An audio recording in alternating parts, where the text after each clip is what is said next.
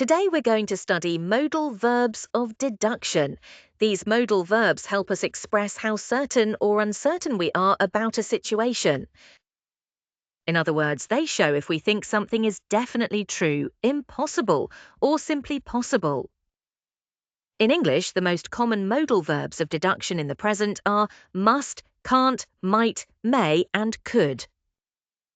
We use them when we don't know something with complete certainty, but we want to make a logical conclusion based on the information we have. Let's start with must. We use must when we are almost completely sure that something is true. The probability is very high, maybe 99%. For example, her computer is still on and the lights are on in her office. She must be working. Or, he posted 10 messages on the company blog today. He must be very busy.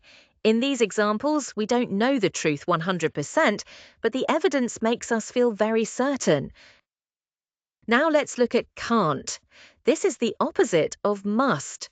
We use can't when we are almost completely sure that something is not true or impossible. For example, the server is shut down, so the website can't be working, or his phone is switched off. He can't be answering messages right now. Again, we are making a logical deduction from the evidence we can see. Next, we have might, may, and could. These modal verbs express possibility. They mean that something is possible, but we are not sure. For example, the problem might be a virus, or she may be working from home today. Another example could be, the file could be in another folder. These forms are less certain than must. At B1 level, might, may, and could are usually very similar in meaning, and in most situations they are interchangeable. However, might sometimes sounds a little less certain than may. For example, he might come later suggests a weaker possibility than he may come later, although the difference is small. We can also use negative forms. For example, she might not come to the meeting, or the computer may not be connected properly. These structures express possible negative situations. Now let's look carefully at the structure. After modal verbs, we always use the base form of the verb. So we say, he must be tired, not he must is tired, or the laptop could have a problem, not could has a problem. This is a very important grammar rule. We often use modal verbs of deduction with the verb be, because we are making deductions about situations or states. For example, they must be at work, or he can't be serious, but we can also use them with other verbs.